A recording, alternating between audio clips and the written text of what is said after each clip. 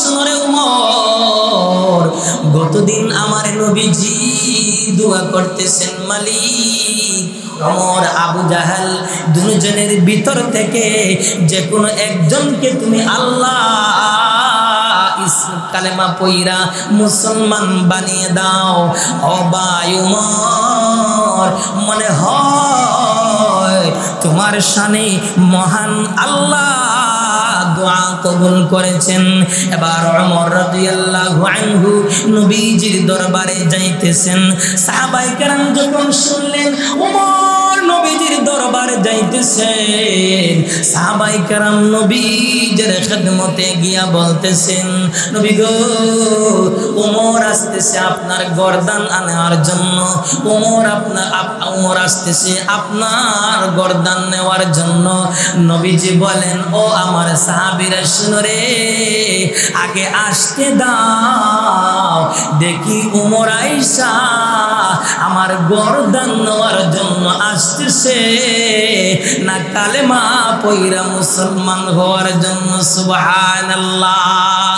এবার ওমর রাদিয়াল্লাহু আনহু নবীজির দরবারে আয়েশা বলতেছেন, ইয়া রাসূলুল্লাহ, ইয়া হাবিবাল্লাহ, ও নবীজি, এই মুহূর্তে আপনি আমাকে কালেমা পড়াইয়া মুসলমান বানিয়ে দাও। এবার মুহূর্তের ভিতরে ওমর রাদিয়াল্লাহু আনহু কালেমা পড়া মুসলমান হয়ে যান। সুবহান। তাহলে কি বোঝা যায়? এই কোরআন তেলাওয়াতের পাওয়ার আছে। এজন্য এই ইয়াকিন আমরাও বিশ্বাস করতে হবে, মানতে হবে, এই কোরআন তেলাওয়াতের পাওয়ার আছে, এই কোরআন তেলাওয়াতের শক্তি আছে। এজন্য ভাই আমরা সকলেই বেশি বেশি কইরা মাহে রমজান মাসে কোরআন তেলাওয়াত করব, তারাবির নামাজ পড়ব। সুবহানাল্লাহ।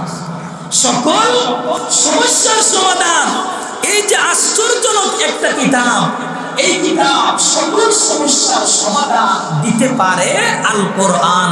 সেই কিতাবটার নামই হলো আল কোরআন। এজন্য ভাই রমজান মাস সুবর্ণ সুযোগ, বেশি বেশি কইরা তেলাওয়াত করেন। দেখবেন মাহে রমজান মাসে যদি তেলাওয়াতে বসেন, দেখবেন শুধুমাত্র মজাই লাগে, স্বাদ লাগে। রমজানের বাইরে যদি যত তেলাওয়াত করেন, দেখবেন এর চেয়ে আরো হাজার হাজার গুণ বেশি কিন্তু রমজান মাসে তেলাওয়াত করলে মজা লাগে, স্বাদ লাগে, মনের তৃপ্তি পাওয়া যায়। কারণ এর থেকে বোঝা যায় এই রমজান মাস হলো কোরআন নাযিলের মাস, এই রমজান মাস হলো কোরআন অবতীর্ণের মাস। রমজান মাস আর কোরআনের দিকে যদি মিল করেন, তাহলে বোঝা যায় আসলেই রমজান কোরআন নাযিলের মাস। এজন্য ভাই মাহে রমজান মাস অযথা ঘোরাফেরা না করে, সময় নষ্ট না করে, আমরা বাড়িতে হোক আর মসজিদে হোক, যেখানেই হোক, বৈশা বৈশা কোরআন তেলাওয়াত করেন। আরেকজনের গীবত না কইরা, আরেকজনের চুগল করে না কইরা, আরেকজনের ব্যাপারে কথাবার্তা না বইলা তুমি কোরআনের দিকে সময় দাও, কোরআন তেলাওয়াত করো। খামোকা আরেকজনের ব্যাপারে কথা বইলা লাভ কি? খামোকা মিথ্যা কথা বইলা লাভ কি? দুই চারজন বৈশা বৈশা দেখবেন বিভিন্ন ধরনের কথা বলতেছে, ওইদিকে কিন্তু কিরামান কাতিবিন গুনাহ লিখতেছে। তুমি কিন্তু বুঝতেছো না, কিরামান কাতিবিন গুনাহ লিখতেছে। এজন্য ভাই পায়ে হাত ধরে বলি, মেহেরবানি করে, রমজান মাস কোরআন নাযিলের মাস। এজন্য আমরা যখনই সুযোগ পাবো বৈশা কোরআন তেলাওয়াত করব, জিকির আজকার করব, বেশি বেশি কইরা আল্লাহকে ডাকবো, তাসবিহ তাহলিল করব, বেশি বেশি কইরা মুনাজাতের ভিতরে জাহান্নাম থেকে ফানা চাইব।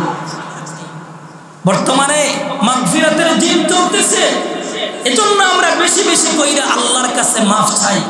জীবনের গুনাহগুলোকে সামনে রাইখা, অতীতের গুনাহগুলোকে সামনে রাইখা আল্লাহর কাছে ফরিয়াদ করি, আল্লাহ তুমি আমার সমস্ত জিন্দেগির গুনাহগুলোকে মাফ কইরা দাও। অতীতে যত গুনাহ করছি সব গুনাহগুলোকে মালিক তুমি আমাকে মাফ কইরা দাও। এইভাবে আল্লাহর কাছে রোনাজারি করি, আল্লাহর কাছে প্রার্থনা করি। কারণ অসংখ্য অগণিত আল্লাহ বান্দাদেরকে মাফ করতেছেন। কোন সময় আল্লাহ মাফের ঘোষণা দিয়া দেবেন নিজেই কিন্তু বুঝতে পারবেন না। এজন্য সবসময় আল্লাহর কাছে মাগফিরাত চাইবেন আর এই দোয়া করবেন, আল্লাহুম্মা ইন্নাকা আফুউন তুহিব্বুল আফওয়া ফাআফু আন্না ইয়া কারীম। আল্লাহুম্মা ইন্নাকা আফুউন তুহিব্বুল আফওয়া ফাআফু আন্না ইয়া কারীম। এই দোয়াটা বেশি বেশি কইরা দোয়া পড়তে থাকবেন আর বেশি বেশি কইরা কোরআন তেলাওয়াত করবেন। আমার ভাই, আপনি আমি যেই মাযহাবের অনুসরণ করি, ইমাম আজম আবু হানিফা রাহমাতুল্লাহি আলাইহি উনি রমজান মাসে 61 বার কোরআনুল কারীম খতম করতেন। সুবহানাল্লাহ। খুতবাতে জুলফিকার নামক একটা কিতাব আছে, এই কিতাবের ভিতরে পাওয়া যায় হযরতে রাবিয়া বসরি রাহমাতুল্লাহি আলাইহি উনি রমজান মাসে 2 রাকাত নামাজে পূর্ণ কোরআনুল কারীম খতম করতেন। সুবহানাল্লাহ। শুধু তা নয়, নবীর সাহাবী উসমান গনি রাদিয়াল্লাহু আনহু উনি রমজান মাসে 2 রাকাত নফল নামাজে পূর্ণ কোরআনুল কারীম তেলাওয়াত করতেন। সুবহানাল্লাহ। এজন্য আমরাও বেশি বেশি কইরা কোরআন তেলাওয়াত করব। কোরআন তেলাওয়াত করলে ঈমান মজবুত হয়, ঈমান শক্ত হয়। ও মুসলমান ভাই, ইতিহাস তালাশ করে দেখুন, দেখবেন কোরআনের এত পাওয়ার, কোরআনের এত শক্তি, কোরআন তেলাওয়াতের এত পাওয়ার। কোরআন তেলাওয়াত শুনা শত শত বেঈমান কাফের পর্যন্ত মুসলমান হয়েছেন। সুবহানাল্লাহ। আমার ভাইয়েরা, শুধু তা নয়, এই কোরআনুল কারীম এমন একটা কিতাব, এমন একটা আশ্চর্যজনক কিতাব যে কোরআনুল কারীমের তেলাওয়াত শুনা, এই তেলাওয়াতের কিন্তু এত পাওয়ার। এই কোরআনুল কারীমের তেলাওয়াত শুনা শত শত বেঈমান কাফের পর্যন্ত মুসলমান হয়েছেন। সুবহানাল্লাহ। আমার ভাইয়েরা, শুধু তা নয়, এজন্য খুতবাতে দিনফুরি নামক একটা কিতাব আছে, ওই কিতাবের ভিতরে একটা ওয়াকিয়া বর্ণনা করা হয়।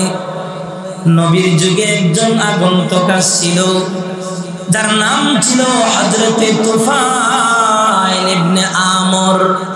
ওই তুফাইল ইবনে আমর অনেক মর্যাদা সম্পন্ন ব্যক্তি ছিল, অনেক অহংকারী ব্যক্তি ছিল, অনেক টাকা পয়সার মালিক, অনেক সম্পদের মালিক। একদিন আবু জাহেল তুফাইল ইবনে আমরকে দাওয়াত করলো, ও তুফাইল ইবনে আমর, আমার বাড়িতে তোমার দাওয়াত। এবার তুফাইল ইবনে আমর আবু জাহেলের দাওয়াতটা গ্রহণ করলেন। দাওয়াত গ্রহণ কইরা দুজন যখন আবু জাহেলের বাড়িতে যাইতেছেন, যাওয়ার সময় প্রতিমধ্যে আবু জাহেল তুফাইল ইবনে আমরের কানের ভিতরে তোলা ঢুকাইয়া দিয়েছেন, যাতে কইরা তুফাইল ইবনে আমরের কান পর্যন্ত কোনো ধরনের কোনো বাহিরের আওয়াজ আসতে না পারে, পৌঁছতে না পারে। এবার তুফাইল ইবনে আমর বলেন, ও আবু জাহেল, তুমি যে আমার কানের ভিতরে তোলা ঢুকাইয়া দিয়েছো, তুমি কি আমাকে বদির বানাতে চাও? মিস্টার আবু জাহেল বলেন, ও তুফাইল ইবনে আমর, এখানে মুহাম্মদ নামে একটা পাগল আছে, মুহাম্মদ নামে একটা জাদুঘর আছে। ওই পাগলটার ওই জাদুঘরের যদি তুমি তেলাওয়াত শুনো, ওর যদি তেলাওয়াত শুনো, তাহলে তুমি কিন্তু পাগল হয়ে যাইবা। ওর তেলাওয়াত শুনলে তুমি মাতাল হয়ে যাইবা। ওর তেলাওয়াত যদি শুনো তাহলে তুমি আমার দলের অন্তর্ভুক্ত না হইয়া ওই মুহাম্মদের দলের অন্তর্ভুক্ত হয়ে যাইবা। ও তুফাইল ইবনে আমর, ওই পাগলটার যদি কেউ তেলাওয়াত শুনে, কোন স্বামী শুনলে বিবিকে বলে যায়, ওই পাগলটার যদি তেলাওয়াত শুনো বিবি শুনে তাহলে স্বামীকে ভুলে যায়, সন্তান শুনলে মাকে ভুলে যায়, মা শুনলে সন্তানকে বলে যায়, বাবা শুনলে সন্তানকে বলে যায়, সন্তান শুনলে বাবাকে বলে যায়। এজন্য আমি তোমার কানের ভিতরে তোলা ঢুকাইছি যাতে কইরা মুহাম্মদের তেলাওয়াতের আওয়াজ তোমার কান পর্যন্ত পৌঁছতে না পারে।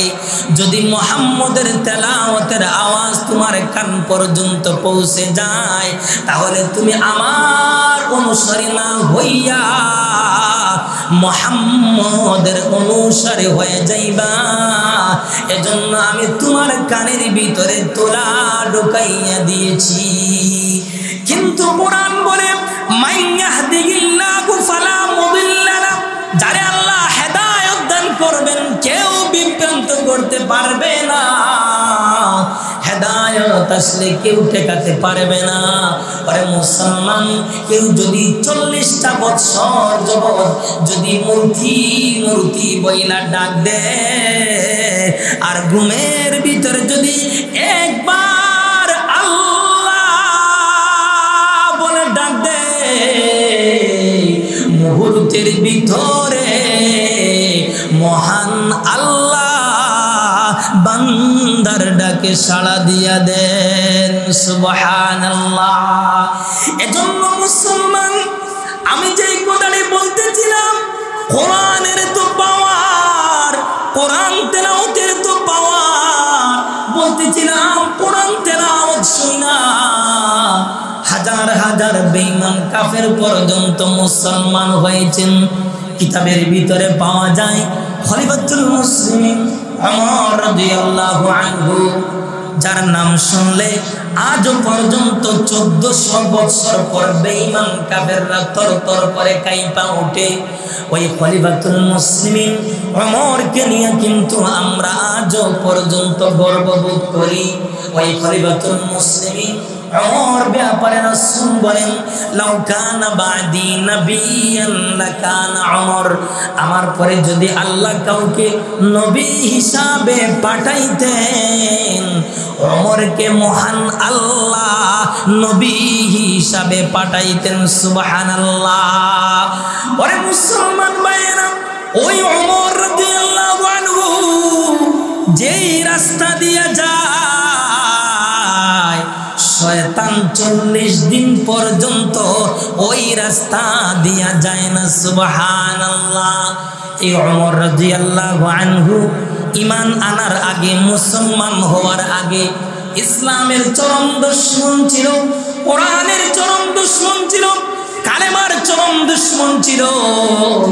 এমনকি নবীজির মাথা মুবারক আনতে যাইয়া ওমর রাদিয়াল্লাহু আনহু কালেমা পয়রা মুসলমান হয়েছেন। সুবহানাল্লাহ। এই ওমর রাদিয়াল্লাহু আনহু কেমনে মুসলমান হয়েছেন কিতাব করে দেখুন। একদম বেঈমান কাফেররা বৈঠক করতেছে, পরামর্শ করতেছে, কে মুহাম্মদের মাথা আনতে পারবা, মুহাম্মদের গর্দানটাকে আনতে পারবা। এবার ওমর দাঁড়িয়ে বলে, আমি মুহাম্মদের গর্দানটা আনতে পারবো, আমি মুহাম্মদের মাথাটা আনতে পারবো। এবার সবাই বলতেছেন ওমর ছাড়া এই কাজ আর কেউ করতে পারবে না, এটা কিন্তু ওমরেরই কাজ। এবার ওমর রাদিয়াল্লাহু আনহু নবীজির মাথা মুবারক, নবীজির গর্দান টানার জন্য রওনা হয়ে যান। প্রতিমধ্যে সাদ বিন আবি ওয়াক্কাস রাদিয়াল্লাহু আনহু জিজ্ঞাসা করলেন, ভাই ওমর কই যাইতেছো? মুহাম্মদের মাথা আনার জন্য যাইতেছি, মুহাম্মদের গর্দানটা আনার জন্য যাইতেছি। সাদ বিন আবি ওয়াক্কাস বলেন, ভাই ওমর, তুমি যে মুহাম্মদের গর্দান আনার জন্য যাইতেছো, তুমি কি বনি হাশিম, বনি জুহরা, বনি আব্দে মনাফ গোত্রের লোকদের কি তুমি ভয় করো না? তুমি যে মুহাম্মদের মাথা আনার জন্য যাইতেছো, ওরা যদি তোমার গর্দানটা উঠিয়ে দেয় তখন তুমি কি করবা? এবার ওমর বলতেছেন, ও সাদ বিন আবি ওয়াক্কাস, তাহলে তুমি কি মুসলমান হয়ে গেছো? তুমি যদি মুসলমান হয়ে যাও তাহলে আগে তোমাকে সাইজ করা দরকার। এবার মুহূর্তের ভিতরে ওমর তরবারিটা হাতে নিয়া, সাদও তরবারিটা হাতে নিয়া, দুজন কিন্তু আঘাত করতেছে।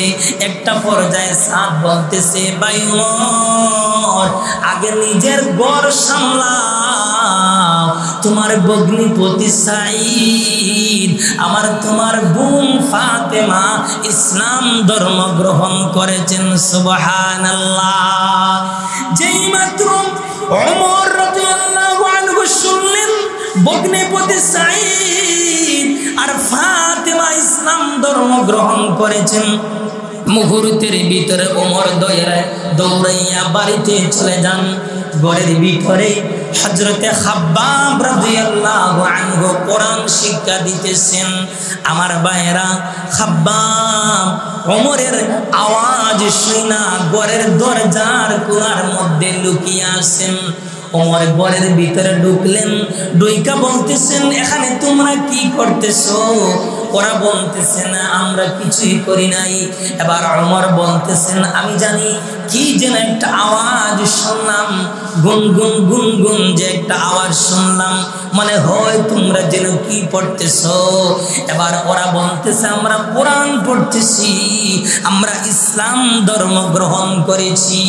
যেই মাত্র এই কথা বললেন, ওমর রাদিয়াল্লাহু আনহু ওনার ভগ্নিপতি সাঈদের উপর এমন আঘাত করতেছেন, মুহূর্তের ভিতরে ফাতেমা আয়েশা বলেন, ভাই ওমর, তুমি আজকে মারো কাটো যাই করো, আমরা ইসলাম ধর্ম গ্রহণ করেছি, ইসলাম ধর্ম কখনো ছাড়ব না। সুবহানাল্লাহ।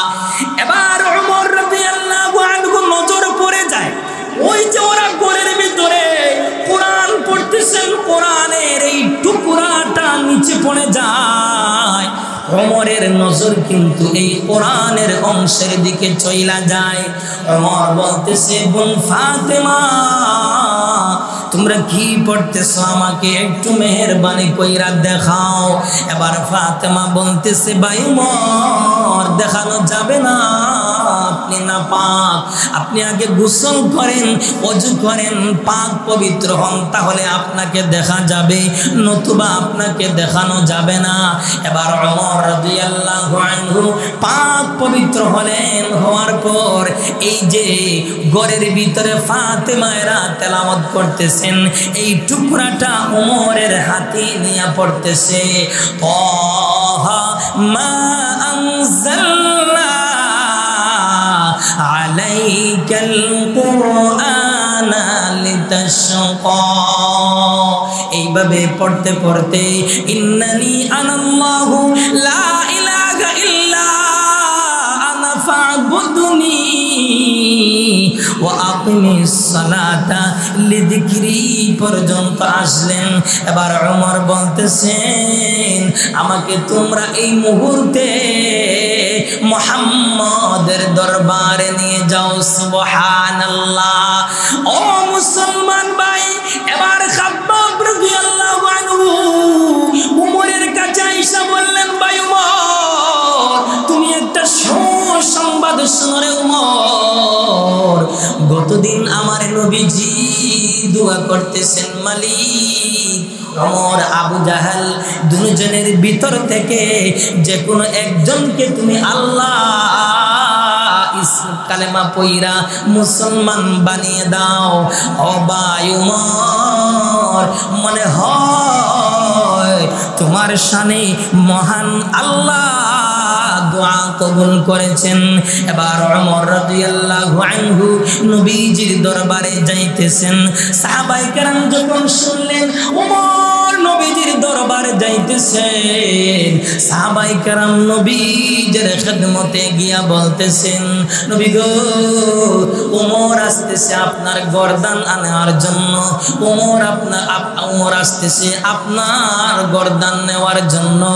নবীজি বলেন, ও আমার সাহাবীরা শুনো রে, আগে আসতে দাও, দেখি ওমর আইসা আমার গর্দান নেওয়ার জন্য আসতেছে না কালেমা পয়রা মুসলমান হওয়ার জন্য। সুবহানাল্লাহ। এবার ওমর রাদিয়াল্লাহু আনহু নবীজির দরবারে আয়েশা বলতেছেন, ইয়া রাসূলুল্লাহ, ইয়া হাবিবাল্লাহ, ও নবীজি, এই মুহূর্তে আপনি আমাকে কালেমা পড়াইয়া মুসলমান বানিয়ে দাও। এবার মুহূর্তের ভিতরে ওমর রাদিয়াল্লাহু আনহু কালেমা পয়রা মুসলমান হয়ে যান। সুবহান। তাহলে কি বোঝা যায়? এই কোরআন তেলাওয়াতের পাওয়ার আছে। এজন্য এই ইয়াকিন আমরাও বিশ্বাস করতে হবে, মানতে হবে, এই কোরআন তেলাওয়াতের পাওয়ার আছে, এই কোরআন তেলাওয়াতের শক্তি আছে। এজন্য ভাই, আমরা সকলেই বেশি বেশি কইরা মাহে রমজান মাসে কোরআন তেলাওয়াত করব, তারাবির নামাজ পড়ব। দাঁড়াইয়া দাঁড়াইয়া হাফিজ সাহেবরা সুবর্ণ সুযোগ, যদি তারাবির নামাজ পড়েন আর যদি হাফিজ সাহেবের পিছনে যদি তারাবির নামাজ পড়েন, তাহলে অনেক ফায়দা, অনেক সওয়াবের অধিকারী। কিন্তু আমরা আফসোস লাগে, আমরা তো 4 রাকাত অথবা কেউ 8 রাকাত অথবা কেউ 12 রাকাত পইরা চলে যায়। না ভাই, এই কাজ করবেন না। কোরআনের যদি অন্তরের ভিতরে মহব্বত থাকে, কোরআনের যদি অন্তরের ভিতরে ভালোবাসা প্রেম থাকে, আল্লাহর মহব্বত আল্লাহর প্রেম যদি অন্তরের ভিতরে থাকে, তাহলে মেহেরবানি কইরা কেউ তারাবির নামাজ 4 রাকাত 8 রাকাত 12 রাকাত পইরা যাবেন না। মেহেরবানি কইরা 20 রাকাত পূর্ণ কোরআনুল কারীম এই নামাজের মাধ্যমে যে তেলাওয়াত হয়, প্রতিদিন নামাজের মাধ্যমে কমপক্ষে 1 পারা তেলাওয়াত হয়। আপনি তো তেলাওয়াত করতে পারতেছেন না, যদি তেলাওয়াত করতে নাও পারেন, কমপক্ষে হাফিজ সাহেবের পিছনে নামাজের মাধ্যমে কোরআন তেলাওয়াত শুনেন। হয়তো আপনার আমার এই তেলাওয়াত শোনার কারণে নাজাতের জরিয়া হয়ে যেতে পারে। সুবহানাল্লাহ। আসরের পরেও হাফিজ সাহেবরা তেলাওয়াত করেন, অযথা সময় নষ্ট না করে, ঘোরাফেরা না করে বৈশা বৈশা কোরআন তেলাওয়াত শুনবেন। আমার ভাই, হয়তো এই কোরআন তেলাওয়াত আপনার আমার নাজাতের জরিয়া হয়ে যেতে পারে। সুবহানাল্লাহ। আমার ভাই, এই কোরআন কাউকে সম্মানী বানায়, এই কোরআন আবার কাউকে অসম্মানীয় বানায়। এই আল্লাহর এই যে কোরআনুল কারীম, তাওরাত হলো কিতাবুল্লাহ, জাবুর হলো কিতাবুল্লাহ, ইনজিল হলো কিতাবুল্লাহ, একমাত্র কোরআনুল কারীম হলো কিতাবুল্লাহ এবং কালামুল্লাহ। সুবহানাল্লাহ। আল্লাহর কিতাব, আল্লাহর কথা, এই কোরআনুল কারীম আল্লাহর কিতাবও, আল্লাহর কথাও। অন্যান্য কিতাব শুধুমাত্র যে জাবুর, ইনজিল, তাওরাত, এটা কিতাবুল্লাহ, আর কোরআনুল কারীম কালামুল্লাহ, কিতাবুল্লাহ, আল্লাহর কিতাব, আল্লাহর কালাম। এজন্য আল্লাহর কথা, নামাজে আপনি কোরআন তেলাওয়াত করতেছেন, নামাজে দাঁড়াইয়া আপনি কোরআন তেলাওয়াত শুনতেছেন, মনে করবেন যে আপনি আল্লাহর কথা শুনতেছেন। সুবহানাল্লাহ। আসুন, আল্লাহ পাক রব্বুল আলামিন আমাদের সকলকে বেশি বেশি কইরা মাহে রমজান মাসে, কোরআন তেলাওয়াতের মাস, এজন্য এই মাসে, বরকতি মাসে বেশি বেশি কইরা আল্লাহ যেন আমাদের সকলকে কোরআন তেলাওয়াত করার তৌফিক দান করেন। আমিন। ওয়া আখিরু দাওয়ানা আনিল হামদুলিল্লাহি রাব্বিল আলামিন।